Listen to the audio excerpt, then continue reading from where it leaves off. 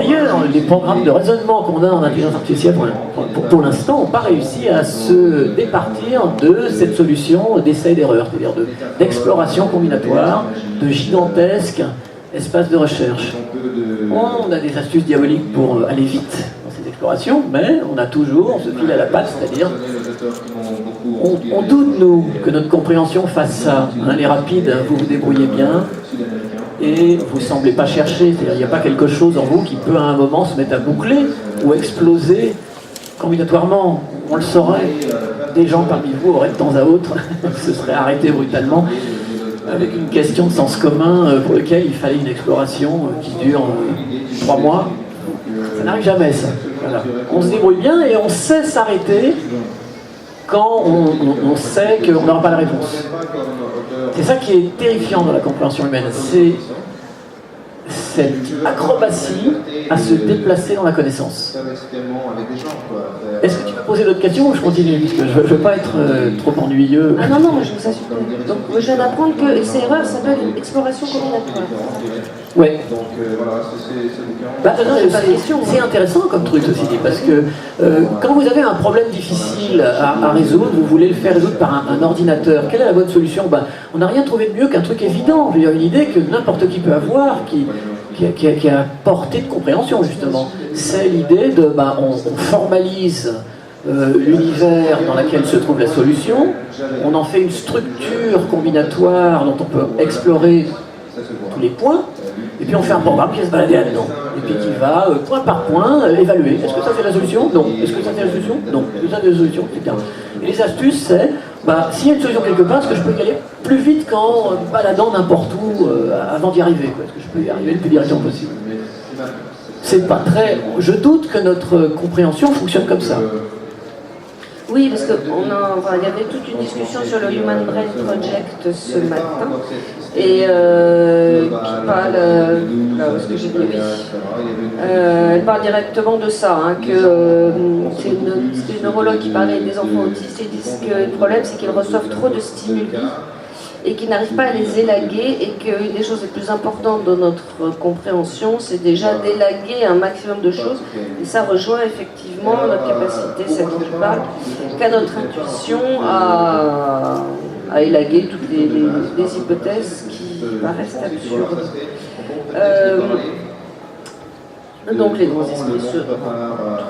Ce que je voulais te demander, c'est concrètement comment est-ce que tu travailles? Est-ce que je sais pas, tu es face à un ordinateur, un papier, en fait, on peut pas faire collègue, on peut pas faire grand-chose. Alors quand je travaillais à l'université, j'avais des collègues, mais finalement on était une équipe, mais chacun travaillait un petit peu sur sa partie.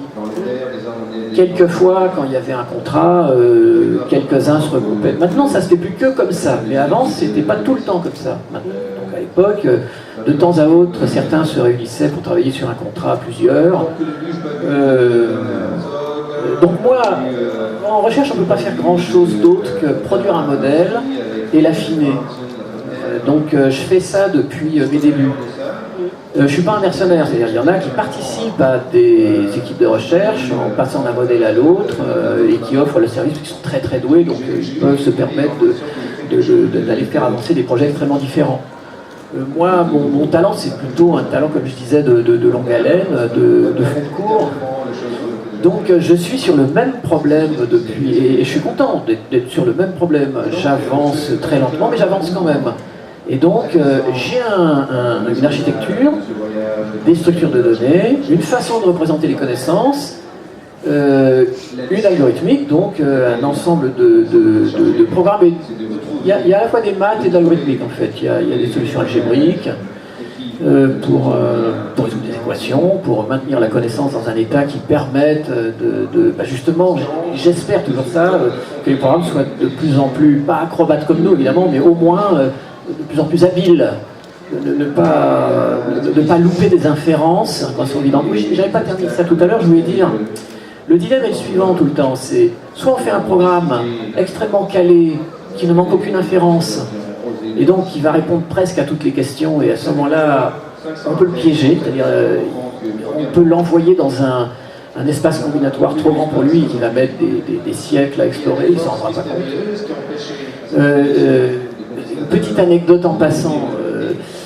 Il y a un courant de l'intelligence artificielle qui travaille sur ce qu'on appelle le raisonnement logique de Boole. Ça s'appelle le SAT solving.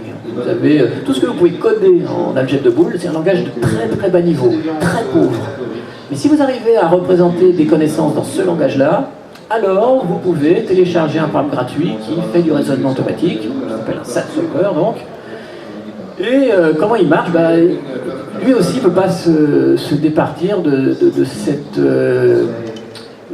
ce problème. En algèbre de Boole, il y a des carrefours, on appelle ça des variables, sur lesquels il faut choisir entre deux possibilités. Alors, s'il y a 50 carrefours à choisir, le programme va essayer une des deux possibilités pour le premier, et pour cette possibilité-là, il passe à la deuxième, il refait la même chose. Donc, c'est exponentiel, c'est le nombre de cas possibles, c'est 2 fois 2 fois 2 fois 2 fois 2, autant de fois qu'il y a de variables. C'est gigantesque.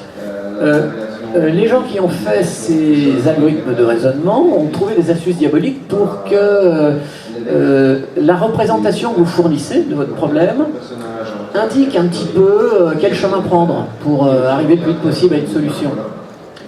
Et malgré tous ces efforts, on peut piéger ces programmes avec des situations extrêmement simples. Exemple de problème, ça s'appelle le problème des pigeons en intelligence artificielle, mais je trouve que c'est plus facile à voir avec des coquetiers. Vous prenez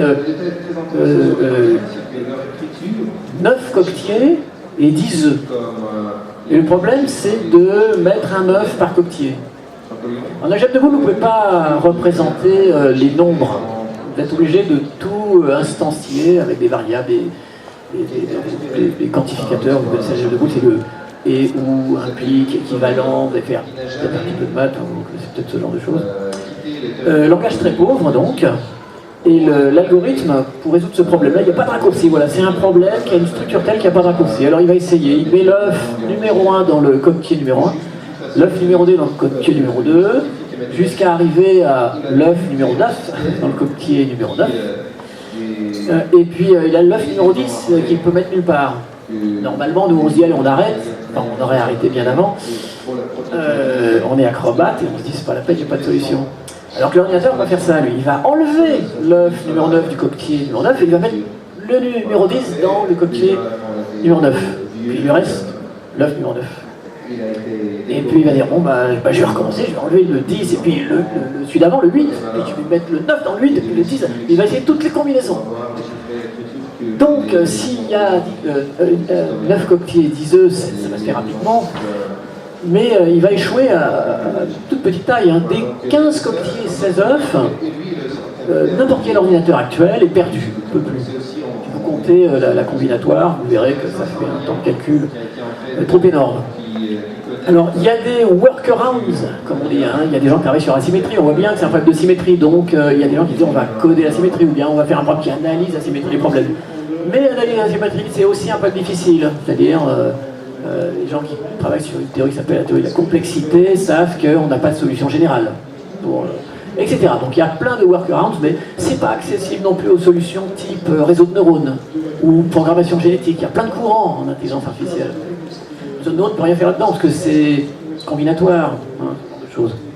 Alors justement, est-ce que tu pourrais nous brosser très rapidement, pour nous néophytes que nous sommes presque tous, un tableau de la recherche en intelligence artificielle avec ses différentes branches, parce que depuis ce matin je rame un peu pour comprendre.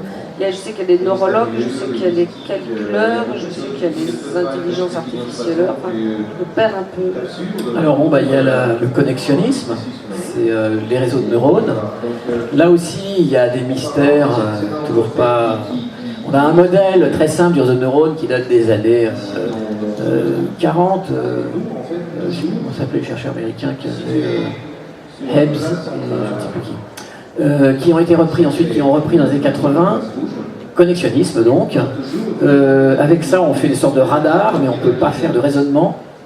C'est très très impressionnant hein, quand même, c'est un domaine qui a produit des résultats étonnants. Il y a la programmation génétique. Alors c'est pareil, c'est une imitation de la nature. Programmation génétique, c'est la façon dont la nature cherche avec nous. On se reproduit on se reproduit en donnant chacun des deux parents la moitié de son patrimoine génétique à sa descendance. Et il y a une loi impitoyable qui sélectionne les plus adaptés, enfin oui, ce genre de choses, quoi. Donc on simule ça sur ordinateur. Quand on ne sait pas très bien les programmes qu'on voudrait écrire pour résoudre un problème, on simule un univers impitoyable, on écrit un programme qui génère des programmes, comme si c'était des animaux. Et ces programmes générés, en fait, sont décrits par une chaîne de bits, 0 et 1, qui sert en fait de génome. Et on simule le crossover, la reproduction génétique, c'est-à-dire on sélectionne, on simule l'univers en question, on éradique ceux qui n'étaient pas adaptés, on prend ceux qui ont résisté, on les fait se reproduire, donc on génère de nouveaux programmes qui chacun ont la moitié du code génétique d'un des parents. Ça fait un autre programme. Et on lance cette simulation sur autant de cycles que nécessaire, en espérant arriver à un moment à voir naître des programmes adaptés à la tâche qu'on veut résoudre. Alors là, je conseille un petit film fait par un Américain qui s'appelle Carl Sims.